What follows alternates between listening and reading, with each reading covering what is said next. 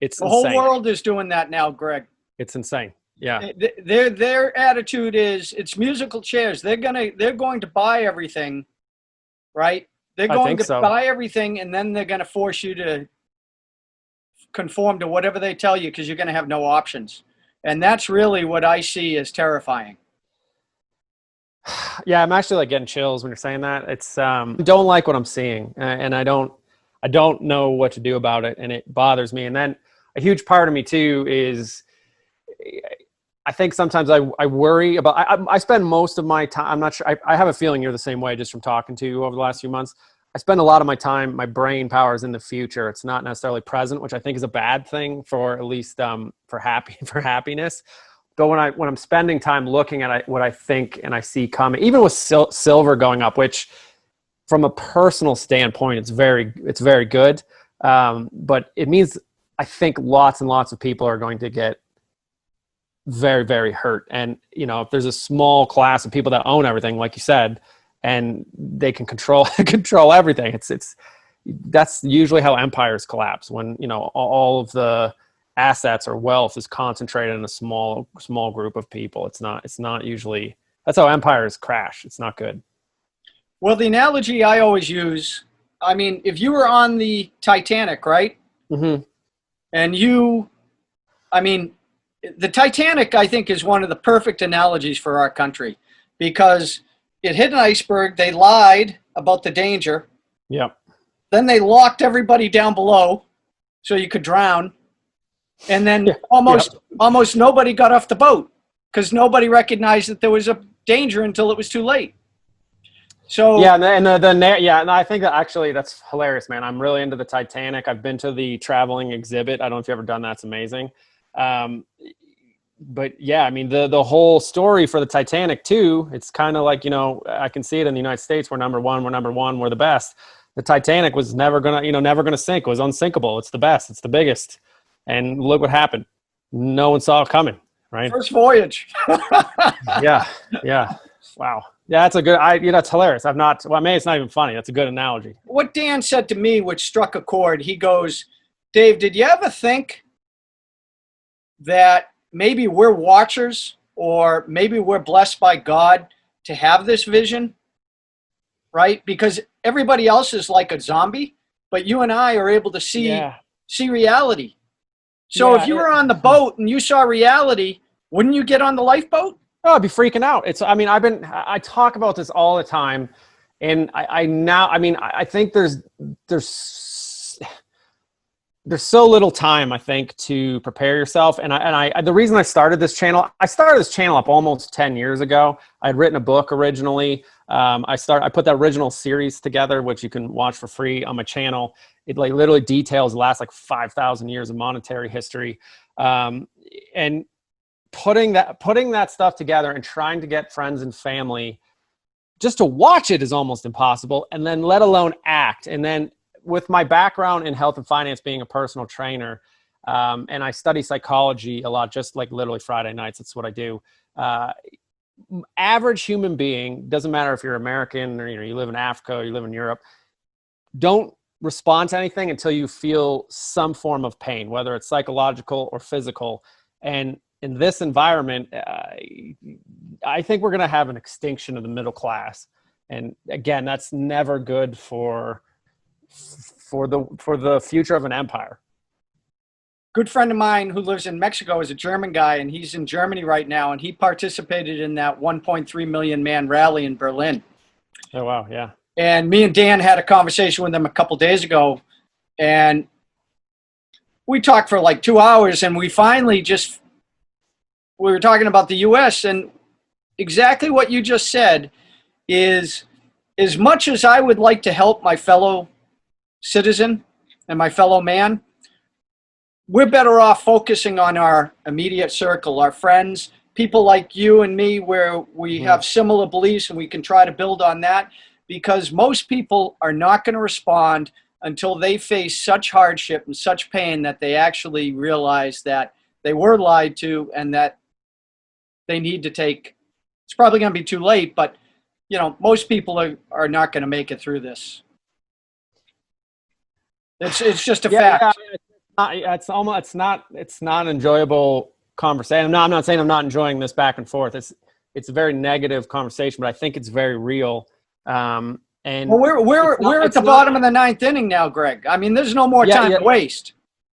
Like you said, you've been preparing for 10 years. You know, and you and me, we're probably, I don't know about you, but like this year, last year, I mean, I know a lot of people who were starting the same time as me where they threw in the towel. They're like, oh, this is never happening. I'm like, no, hold the line. Hold the line. This is coming. When would you say you kind of, my brother and I were actually going to have a whole video on this. When would you say you kind of like woke up from your slumber? Mine was in 2007. I got laid off. And I just started to study. I got so upset that it was this job I didn't want to go to anyway. And I got so upset that I wasn't allowed to go to it and I couldn't feed myself. And then I started studying like what do successful people do. And I started going down this path. I read like Robert Kiyosaki's book. I think we may have talked about this in our last interview. That woke me up, but that was like in 2007. And I just remember sitting and I started talking to my friends and family and nobody saw it. And I realized then, you know, I was in like my early, I guess would have been my 20s. And I was like, I think we're not being told the truth. And then I started to study history, thousands of years. That's pretty good for a 20-year-old, man. Yeah, I'm a little different than other people. But I go back thousands of years, and what we're doing as a country right now has a 100% fail rate, at least as far as the currency is concerned. And there are zero examples where the currency doesn't go to zero. And it's not like you're on my just, you know, premonition or thoughts. That always happens. It's like gravity. If I drop a pencil right now, it's going to hit the ground because that's what happens. Right. I don't know. Well, when did you wake up? When was your kind of awakening? Yeah, okay. I remember I was over in China for the first time in 2007, September of 2007. And I was with my dad over there for 35 days. Oh, wow. And that's when the price of oil kept going up and up and up, and it was up over $100 a barrel. And we were all over there. I think it topped out at 147, if I remember. Yep. It became a joke because every day on the bus would be like, you know, it's Tuesday, so you must be in Belgium, right? That type of thing where you're in a different city every day. So every day on the bus, I'd be reading the headlines to the whole group. There's like 60 people in the group. I'd be like, and I'd finish with, and the price of oil today, and everybody would be like, oh my God. Right. You know, and obviously, you know, you knew something was wrong. Yeah. And then when I got back, the stock market crashed, right? Yeah. And all of a sudden, all these investments I thought were good, safe investments. See, they didn't try to prop up the market back then in 2008. Well, I mean, that's when they embarked on QE, right? I mean, it was like, was it late 08, 09? That's when they started to prop it. Yeah. Right. After I had gotten out. Yeah. Oh, and that's what happened was I made the decision in 08 when that market started tanking. I said, you know what? This doesn't make any sense to me. I sold everything and I bought into silver and gold. Yeah. Well, and I actually shorted the market. Well, looking back, it was a pretty good decision. Yeah. Well, you had to wait a while for some. Well, sure. Yeah, but sure. I mean, but this is one of those things. I mean, so a conversation I had with a good buddy about 5 years ago. He's multi-millionaire. I mean, he's done very well for himself. And I've been talking to him about buying silver, and he just says I'm too negative. And he goes, look, when the time comes when I think that it's ready, I'll go and buy it. But you're like looking at what's going on. Like mines are shut down. We have record demand of silver. If you go look at like 8max, it's up, and I just looked at it right before we doing this interview. It's up at $41 a coin. Wow. I think it's a minimum like $150 or $200 order, and then there's like a 25 day delay or something like that. And I think people are going to wait way too long. Most people aren't even following gold and silver. Like I keep going to CNBS. It's still not on their front page at all. So I think at least from an investor standpoint, I think it's still early. I think silver is going to be multiples higher than it is now in the next few years. But you may not be able to get it as the problem. Do you know EB? No. He worked for Doug Casey and the guy. Oh, I know Doug Casey. Yeah. The Casey Report. It's Stansberry Group. Oh yeah. They own Casey's group. Well, he was running that for a while. He left that to start his own gig. He's now on the board with Metella Royalty. Oh, okay. Okay. And he wrote a book. He saw an opportunity. He wrote a book saying, "Why gold? Why now?" I just bought that and read that. The reason I bought it is because the section I wanted to read is, when do you sell? Oh, yeah. Yeah. Always struggled with that. Yeah, so I mean, my take on when to sell. I mean, there's a lot of reasons to do it, right? And I personally, I'm much more invested in silver than I am. I have a few gold coins, but I don't have that many. I think silver will vastly outpace gold going forward.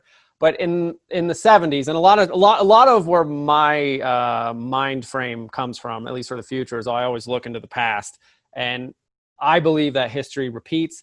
And I believe that we're following on the path of the 1970s to a degree, where they had massive stagflation, except everything in our current environment is much worse. But in the 70s, and this is where it really kind of bugs me, like I have family members who were, like 30, 40s in the 70s, and they saw this happening. So gold went from like 35 up to 800 and something, I think. But there were lines, and I wasn't alive at that time, but there were lines at gold bullion stores around the block nearing the 800 level, so that people to go and buy it, because the average Joe buys in at the top. They wait till the very last minute, and you get FOMO, or the fear of missing out. So right now, when I drive around town, I see guys standing on street corners flipping signs that says "We buy gold." Oh. And I had a client a couple years ago when gold was like spiking up to almost 2,000. She was selling her broken jewelry, and she knows like I was into metals and stuff. She's like, "Guess what I did? I just got like $300 or $400 for this." I was like, "Do you know what the spot price of gold is?" I don't think she'd ever heard that term before. And I'm not making fun when I say this either. But she was like, "I have no idea." I was like, it's like $2,000 an ounce. You just got ripped off. And then she was like, "Whoa, what? I didn't know that." I'm like, yeah. So I don't think we're in an environment yet where a lot of people are buying. I think, well, when I say that, gold and silver That's not right mainstream yet.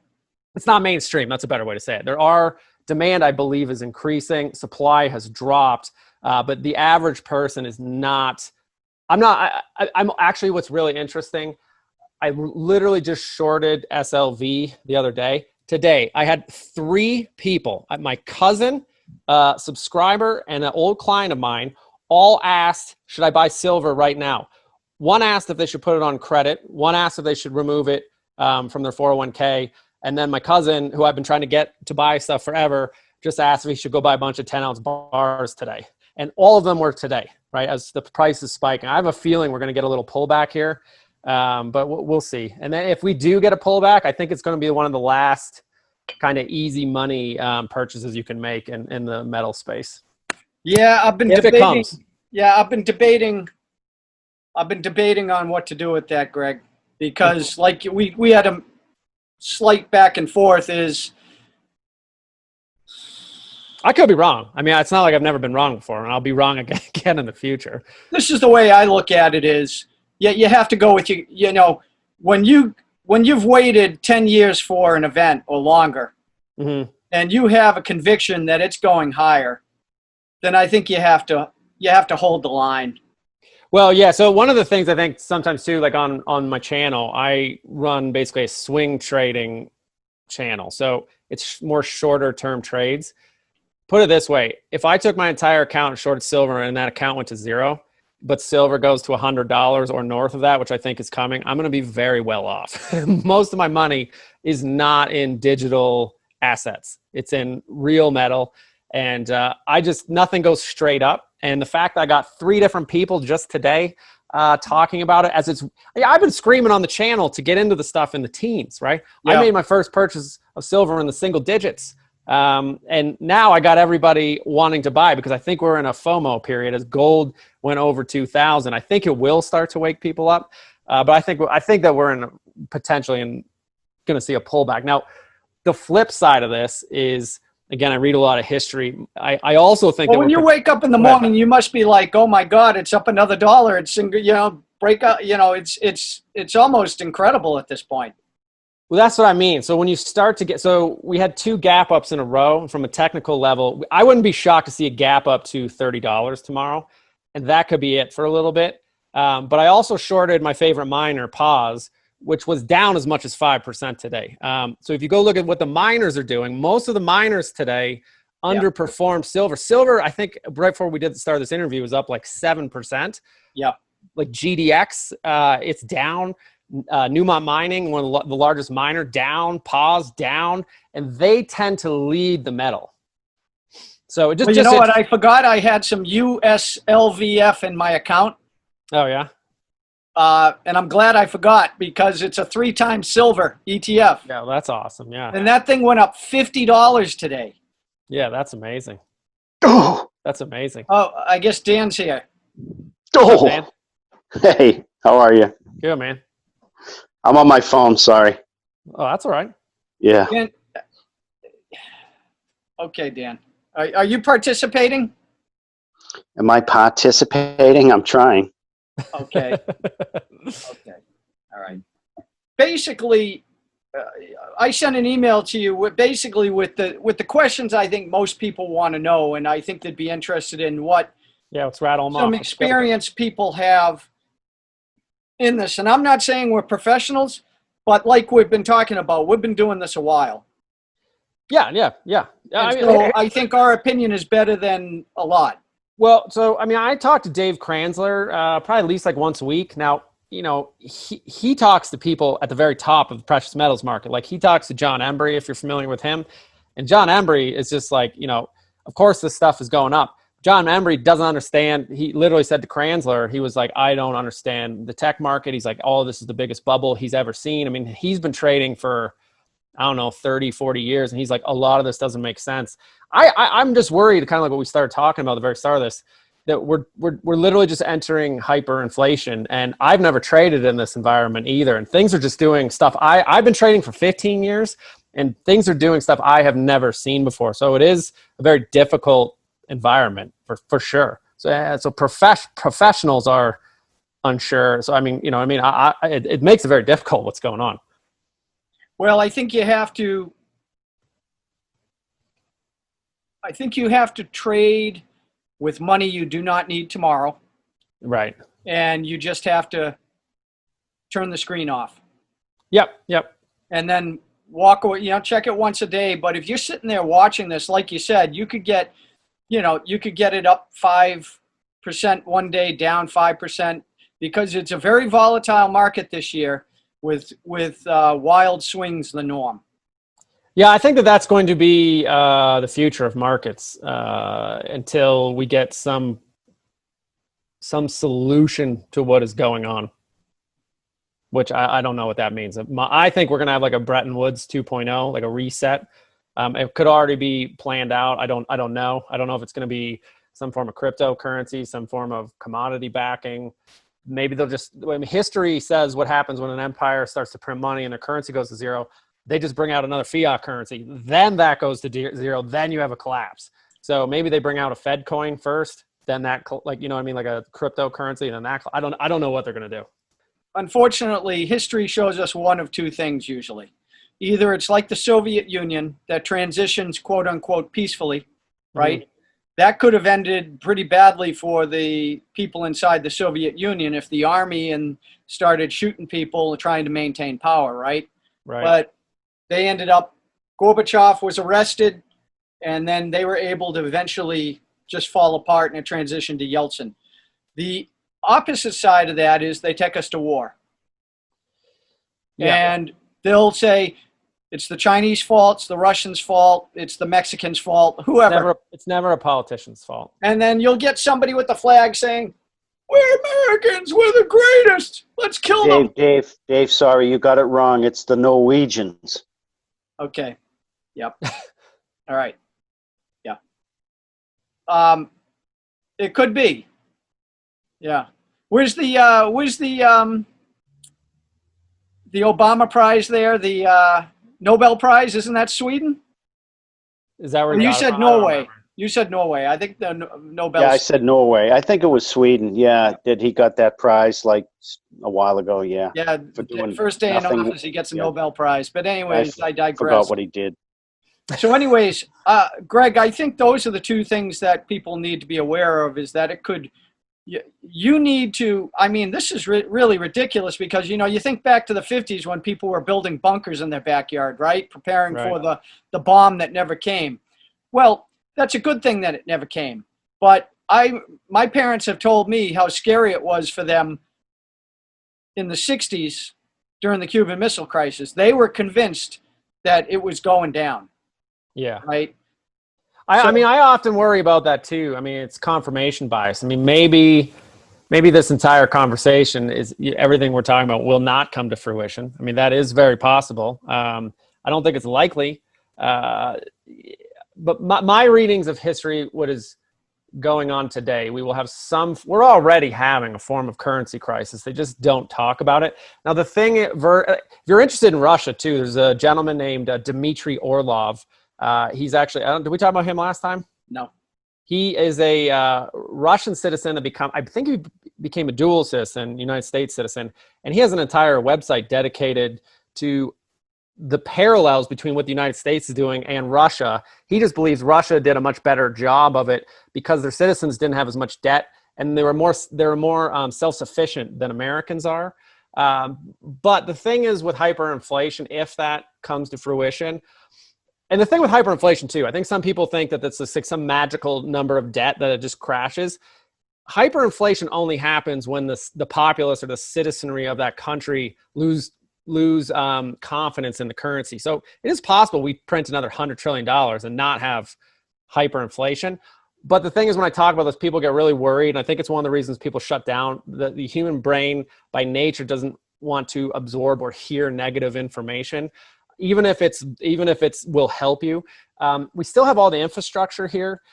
Wealth is not destroyed, it's simply transferred. So if people like us who can kind of see into the future have prepared for it, we might be able to pick up businesses if you're into that type of stuff for pennies on the dollar, or housing for pennies on the dollar. And a lot of the stuff that we have in America isn't going to go away, like our roads and stuff like that. So like Argentina, I'm 40. Argentina has had 2 hyperinflationary crashes in my lifetime. You know what I mean? It's not a third world country. You know, I do believe it's a chance we'll lose first world status, but you know, I mean, maybe we become like Japan or whatever, some other second world nation. I guess reserve currency, reserve status as well, potentially, right? Yeah, if we lose reserve status, I think that changes the game. I think that's what puts us into hyperinflation, and that kind of like the thing is, I keep hearing about that or reading about it. Is, you know, China and Russia, you know, are going to try to circumvent that. My understanding is they're not really set up to do it, and that's the argument that I keep hearing. But they continue to work towards getting there. So the fact that they may not be there yet, that doesn't mean that it won't happen in 5 or 10 years. You know, and then we lose a lot of power. You look at like the UK that had it before World War II. They lost it, and then they just got pushed down to the back burner. Like I would have no problem living in the UK, but you lose that ability just to buy things for IOUs, right? Well, you might have a chance to live when it's all said and done in Brazil or Russia or China with the BRICS, right? Sure. Yeah. I think silver was more like around 23, 24 when I sent this email. It's now it's like a couple of days ago. Right. Yeah. It's now. Yeah. It's actually right now. It's the price of silver is $28.92. Yeah. Right before we did it was up and over 29. I think it could hit 30 tomorrow morning. Pretty easy. And my target on silver. This is going back to like 2007. I've been saying the same thing. I think at an absolute minimum, we're going to hit $100. If we don't hit $100, I'm going to be incredibly upset. I'll feel like I probably wasted a decade of time and energy. But I believe it's possible it can get up to $500 an ounce. And if you go look at like the USA debt clock, you know, it's got silver, and all it's doing is dividing above ground silver by the amount of money that's right. in circulation. It's up at like $3,500. It's higher than that now, right? It's pushing 4,000, I think. Yeah. Is it? Yeah, I haven't even looked at it in a couple of days. And if you look at like what politicians are doing and what the Fed is talking about, I get in this conversation all the time. I don't really believe that there's a big difference between the left and the right because they always agree on 3 things: war, more debt, and money printing. And you look at like the arguments that they're having right now, which is like, you know, how much money should we give to the general populace? All they're talking about is how much debt should we, you know, take on that we can't afford, or how much money should we print to support that? there's no talk of even, you remember when people used to talk about balancing the budget? That's not even paying it down. Just balance that conversation's gone. Mm-hmm. I haven't even heard a politician talk about balancing the budget. You'd probably be kicked out of Washington if you talked about it at this point. How dare you? Yeah, right? Yeah. What a horrible thing to say. No, that's why Ron Paul never made a dent. Sadly. Yep. I've seen him talk in person. I liked that guy. But yeah, I mean, did you ever watch the Jon Stewart thing with him where he was comparing him to the 13th floor of a hotel?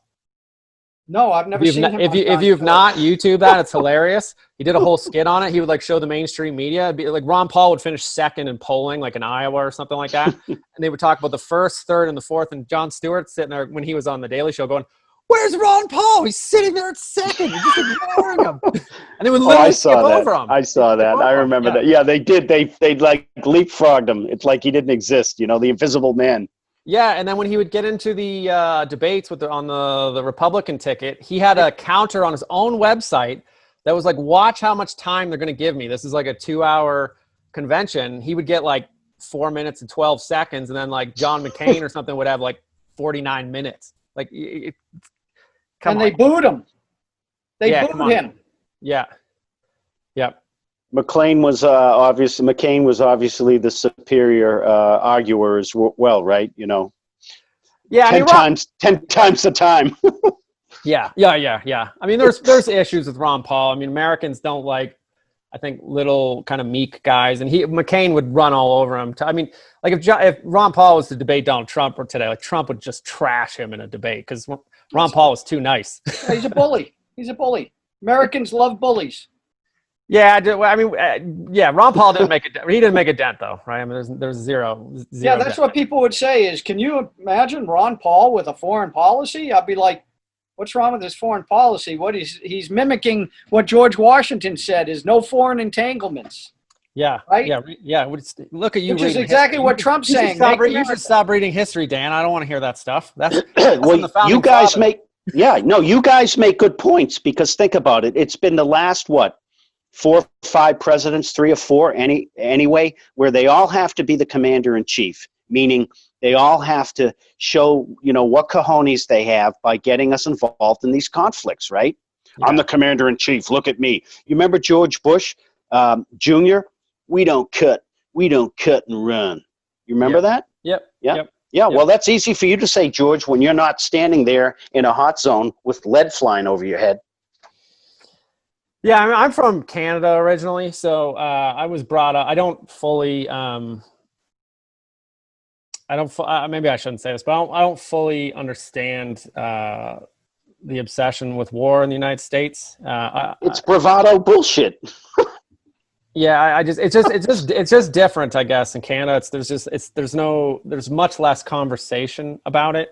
And in Trump's defense, at least he has not bombed a new sovereign nation yet. I believe Obama bombed 9 sovereign nations. Oh, jeez. 9. He went into Syria, Greg.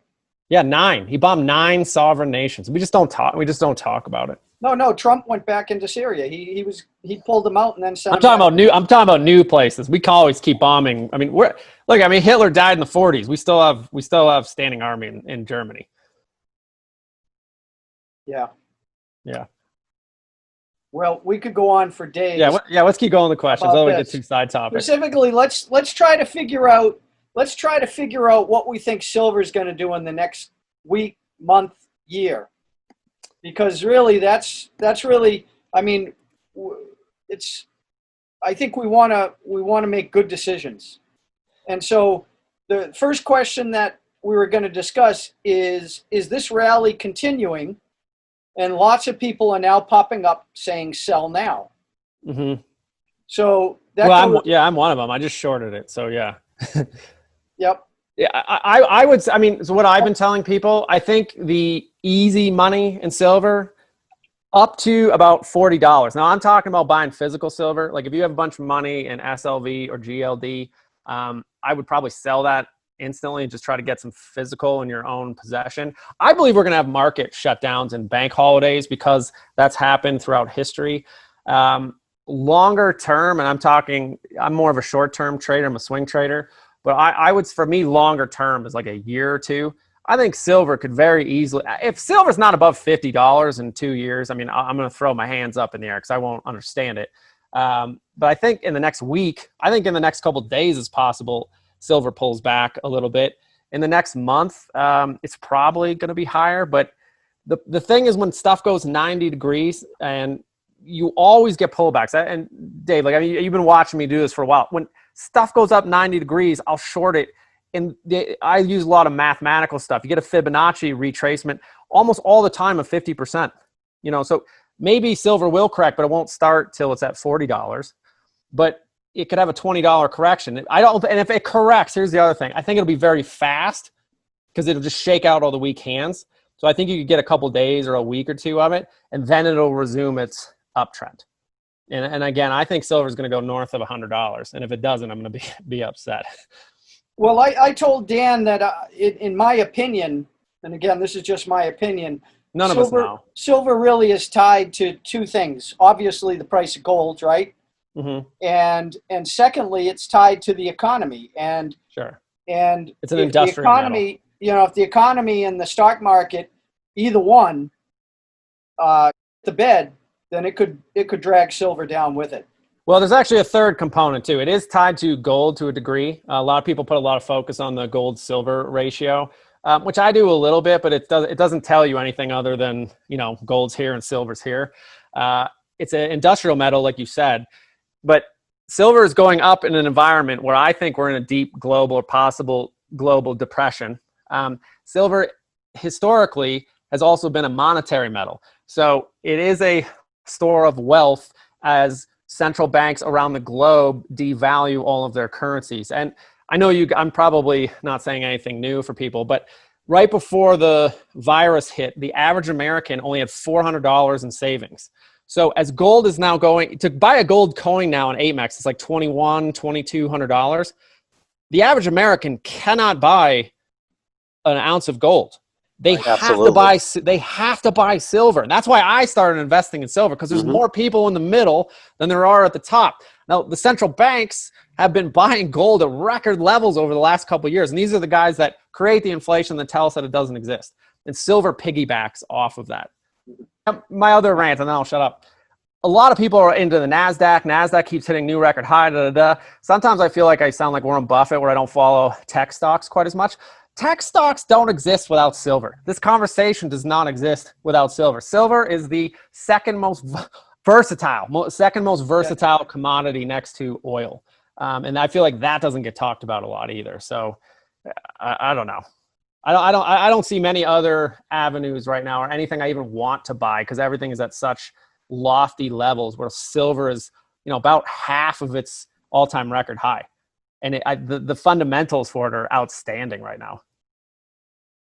Agreed. And I think you'll get some people who think it's too expensive at this price. But like you said, compared to where it's going, it's still on sale. Yeah, I mean, I've been telling friends and family, I think it's the physical silver that you're going to hold for like at least a year is a buy up to at least $40, almost like a no-brainer. But the coins now are right there. So paper silver is lagging it by about, you know, $10, $12. So you're kind of right there. And that's why I've been screaming at people to get in. Like right we started the conversation, I think people are starting to run out of time. I mean, my first purchase of silver was 100 ounces. I think I said this last time. I used my unemployment check to buy 100 ounces of silver, and it cost me like $700. You can't even get 20 ounces of silver, just the Eagle roll now for that. You know what I mean? So it continues to move up, and just nobody seems to. It's not almost nobody's radar. It's very interesting. But markets always do this. Also in March, when the markets went down, I found a place that was selling silver maple leafs, Canadian maple leafs, for $15 each. Oh, wow. And I should have loaded up. Yeah. Yep. I would have told you to. Well, silver at that time, it was going like this. It was at 15, 14, 13, 12. And I'm like, all right, I'll just wait another dollar, right? And so I got greedy. Right. And and I went back like 15 minutes later, they were all gone. Somebody went in and bought them all. Well, I mean, that's one of the reasons I like markets so much is just human psychology. So you're sitting there waiting and waiting and waiting, and then it took off on you. I had 3 people today ask me how to buy it. So we're on the polar end of that. We're straight up 90 degrees. So I think in the next week or so, we may get a pullback, but maybe we don't. I think I started to talk about it. And I've done videos on John Law, France, and we are in lockstep with what they are doing. Their economy, they really started to devalue their currency in mid 1720. That's 3 100s trading cycles. And by November, their economy absolutely collapsed, which is interesting with what's going on with us is we have elections then. We have the COMEX, if you've been following that at all, has record amount of deliveries taking place in September as they're ratcheting up the talk of shutdown with the virus stuff. So I think September, October, November could be very, very interesting for silver. I'm talking about like $10 moves or something like that in a day. Well, a lot of people a lot of the people who are well known in this industry have been saying, don't be surprised if gold moves $100 a day and silver moves $10, $20 a day. I mean, $100 move on gold now is what, like 5%? Like Tesla does that on a Tuesday, and it'll do 10, 12% on no news. It'll be news that their competitors are doing more to compete with them, and it'll go up 15% in a day. There's no reason gold and silver can't do that. And I think that it will. You know, I've been saying for a while, I think silver will pull a Bitcoin and just explode higher. And actually, I mean, one of my last videos I did, the Robin Hooders are moving into paper, gold, and silver. So it is starting probably to creep up on some people's radar, like traders and stuff, not your average person. But I'm surprised it took this long. Absolutely. Well, like you said, it's only been a couple of weeks where it's really exploded. Yeah. I mean, even if you look at the miners, you look back 1 month and they're at half the price they are now. Yeah, absolutely. So when you see moves like that, you're like, oh, I missed it. Well, me and Dan were talking about that right now. Is it goes into, when to stop buying for those not involved yet, and for those already involved. Is should you keep buying, or should you wait for a pullback that may never come? See, these are very pullbacks always come though. Pullbacks always come. It might go from 50 down to 45 or something. Coins are 60 at that point, right? But pullbacks always come. I know they come, but what I'm saying is if you wait till it doubles and then pulls back 50%, you would have been better off buying right now. Yeah. Well, that's why if you have no physical silver, I think you should start buying it, at least till like the paper price gets up to at least 40. I think it's fairly safe. I'm not a financial advisor. That's what I'm telling my friends and family to do. I think the easy money is gone in that environment, and it's moving up like this, and it creates fear of missing out. But it also hits people's radars as tens of millions of people aren't working. The Federal Reserve, they literally on CNBC the other day, they had Federal Reserve on the main page. Again, nothing talking about gold or silver. They're talking about how they're going to try to do a better job of hitting their 2% inflation target. And I was like, you mean they're just going to print money? And they keep moving the bar on their 2% inflation target. And if you look at almost any other, if you just go shopping yourself, like you don't have a butler or something like that, I think most people would say inflation is higher than 2%. There's nothing in my life that's not gone up more than 2%. Nothing. Maybe TVs, maybe that drops in price, but I can't think of many other things. For like people who don't have a lot of spare money, mm-hmm. They're not going to see the value in silver probably. They're like, how is that going to help me? They just don't see the benefit of it. They don't. But I think there's a likelihood silver goes to $1,000 an ounce. So even if you could buy, there's no reason you can't buy 1 or 2 ounces of physical silver. And let's say silver keeps moving and it moves up to $60 in the next 6 months or something like that. And let's say you're only able to get like 10 ounces of silver, but silver goes to $1,000. That is 10. You know what I mean? Like at least you'll have something. The alternative is the dollar goes to zero and you're absolutely screwed, right? You got to have some. And I don't know what the right answer is for the average family in the United States. I would say if you're a family of 4 and at least one of you guys are working and has a decent income, you should try to get, anywhere between like at least 100 or 500 ounces of silver, if that's possible. And maybe that might be out of reach for a lot of people, but if it is, try to get 10. Try to get something, you know. Yeah, I agree with you. I mean, something's better than nothing, but to them, they're like, so 10 ounces, whoop-de-doo, what does it do? I mean, it really doesn't help me, you know. Because I tell people, hey, do you smoke? Do you have can you sell anything? Can you sell anything from your room? Sell your CD? Sell a bicycle you're not using anymore? Sell something to accumulate money that you can convert into gold or silver. Yeah, I literally had that exact conversation with a subscriber of mine, and he was like, how do I get more silver? And he was talking about pull money out of his 401k. And I was like, is there any electronics you can start with at your house? You know, like start there. There's almost everybody has a bunch of junk sitting around. Start an eBay business. You know, you can write some of that off for taxes, and then any of the money that you make, just plow it into silver. You know, there's a lot of things you can do. My kids and I, we go to the golf course. I've got 2 little kids. They're both under 10. We go to the golf course. Last year, we were averaging $23 an hour selling golf balls. You know, I buy an ounce of silver almost half an ounce of silver now every hour. We're doing that. And they have silver. I force them to take some of the money they make and they buy silver coins with it, which they don't like doing. But I've been telling them, like, look, that's gone up a lot. And they're like, whoa. Absolutely. Yeah, absolutely.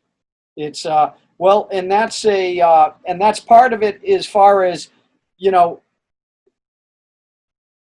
I guess Dan and I were talking about this today, is how much do you allocate? And, you know, you hear people talking about percentages, and the reality is this, is when you see the opportunity to hit a home run, I think you have to get into the batter's box and take a swing.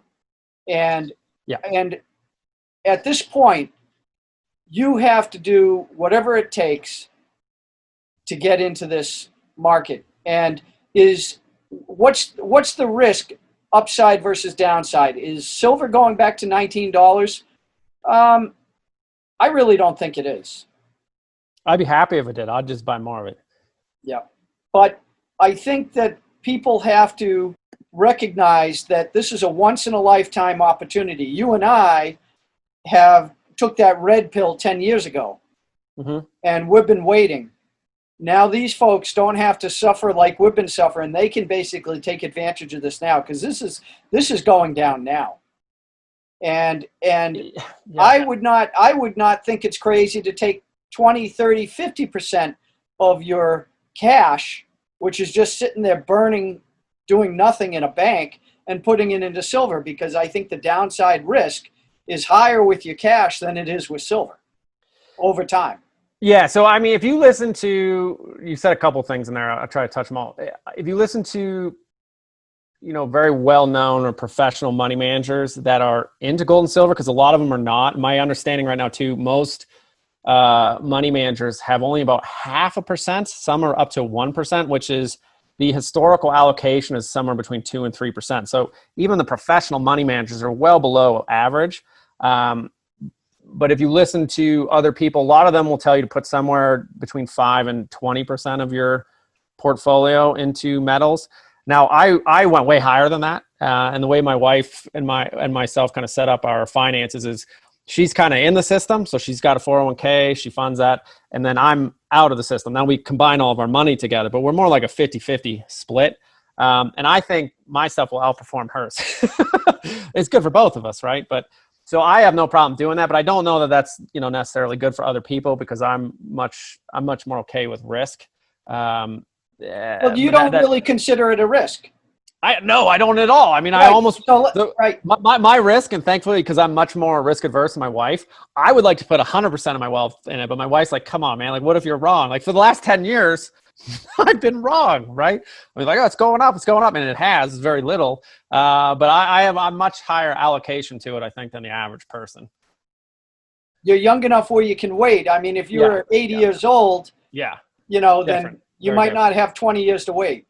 Yeah, and the other thing you said there about the bank. So I had a subscriber ask me the other day, like, why would anybody buy this stuff? And I was like, well, why would you keep your money in the bank at this point? I think that's one of the reasons professional money managers will start to move into the space, because if your bank is paying you like a 0.5%, or let's just make the math easy, like 1%. And let's pretend that the Fed is, above board and inflation's only 2%. You are guaranteeing yourself a loss of 1% every single year. Now, real inflation is much higher, like 8 or 12%, and the banks are paying you like a 0.5%. Silver at least keeps up with inflation over time, right? And if you get into a stagflation or hyperinflationary event, it outperforms. And my goal is not to hold on to my silver forever. I'm going to take it once it gets overvalued. And I'm talking about it being way over $100. And I don't know fully what I'm going to do with it. Probably either buy rental properties, which I don't know if I want to even do that in this environment where you can't kick out renters. But I'm an entrepreneur, and I would love to pick up a business for pennies on the dollar if that presents itself. It gives you opportunities. Maybe that's another way of trying to help people open their mind to it. If everything goes, it's just insurance. Like everybody has house insurance, car insurance. Why do you get up every single day and go to a job and then not have any insurance on that money? It's very weird to me. Well, most people get up because, right, to fund their lifestyle. They have kids. They have a house. If you have silver, I said that lifestyle can go away. If the dollar crashes, at least with silver, you can maintain that purchasing power, maintain your standard of living. That's what insurance does, right? You're never going to get the average person to understand that. Yeah, that's too rational. Too rational. No, they don't see it. They don't see it. They're like, no, they don't. They don't. Who I don't even know where to go for silver. I don't even know who buys silver. Right? Yeah, one conversation I had with a family member who's fairly well off. I was telling him to buy gold when it was $680, and he was like, "Why would?" And he's got like millions of dollars in his 401k. He was like, "Why would I do that?" He's like, "What am I going to do? Have whole rooms full of like gold bars?" And I was like, "Your whole wealth could probably fit in a shoebox if it's full of gold, right? I mean, like a tube of gold now is tens of thousands of dollars, right? Yeah. It fits in your pocket." So, I don't know. I mean, we started the conversation with the average human being doesn't do something until they feel some form of physical or mental pain. So maybe that's what will wake people up. And, on my channel, I've been saying, I don't think the average Joe will move into metals until gold goes over 2,000 and TV starts talking about it. Gold's over 2,000, but TV's still not talking about it. I did that video the other day, you go over to CNBS. I can't stand that picture of gold that they have where they're not even stacked properly and it looks like they found at the bottom of the ocean. Like, it's awful. Yeah, they look like melted Hershey bars. Come on. Like invest in my Hershey bar. I tried to find a similar. I just typed in gold into Google and tried to find a similar crappy picture. Can't do it. I don't know where they got that picture from. I think they took that on purpose. It's awful. I'm tempted to email them and be like, here's a better picture of gold. Yeah, fake gold from China. Yeah. The last thing is what we were saying is you don't think there's a big correction coming this week? Well, I shorted silver. So in a big correction is, I think, going to be incredibly fast, like a couple days or maybe a week or two. And I think that will be an epic buying opportunity. So sometimes when I talk about, I got my silver shirt on here. Yeah, I have a YouTube channel called Silver Liberties. And I've been a trader for 15 years. When stuff goes 90 degrees, it always comes back in. I think once we get this next correction, though, if it comes, that's going to be the most epic buying opportunity and one of the last you're going to get before silver just goes straight to $100. Well, I suspect a lot of people who have ridden up the stock market, maybe this would be a good transition out of the Qs and the SPY and transition into gold and silver, or at least go to cash temporarily and wait for a pullback, because I think that the pullback everything's going to go together, I think. It's possible, but those are your stores of value. People have to go somewhere with it. And maybe we can end with this. I mean, we'll go to the dollar temporarily again. Well, they already are, but the Fed is destroying it. So people will wake up when it's too late, the middle class, and they'll move into gold and silver. But to kind of pair it off what you said there, and we can end with this if you want. I mean, the most sage investing advice ever is buy low, sell high. You don't buy at all-time record highs after, the Federal Reserve is clearly pushing the stock market up. Silver's 50% below its all-time high. And I think it's one of the best things that you can own. And I've tried to get everybody I know to buy it. So I hope that these conversations wake people up. Even if we only wake up one person, I'm happy to do this stuff. And it's what I told Dan is like with some minor positions that I did. I said, Dan, just put one share of stock in your account, just one share, and then it's in your account and you can track it and you can add to it, just so that you have it in it's mind share. Yeah. And that's what I would say to people: buy that 1 ounce, go out and buy a physical ounce, okay, and start with one. Get. You see how easy it is, yeah. Baby steps, baby steps. Yeah. And I have a link to SD Bullion that I think it used to give a discount. I'll put it in there. I get a percentage from them, or a flat fee if someone buys. But I think they used to offer a discount. I don't know if they do anymore because that was 6 months ago. But I'll include that in the description. No, that's cool. Yeah. So definitely. But well, we'll have to do this again. But the main reason is everybody needs to subscribe to Greg and his brother Tim at Silver Liberties, because it's totally agree. Essential information. Stuff. Well done, and it's very informative. Well done, and it's very informative. And it's one of my favorite YouTube channels.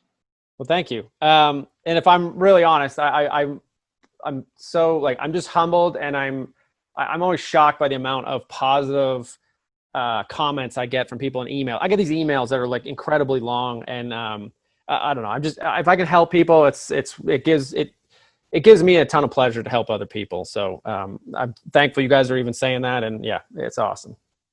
All right. Well, hey, it's so much higher than, I mean, at least it's good news since the last time we talked, and maybe next time we talk, we'll be able to pop some champagne. Yeah, I'm down doing this again. I really enjoy this.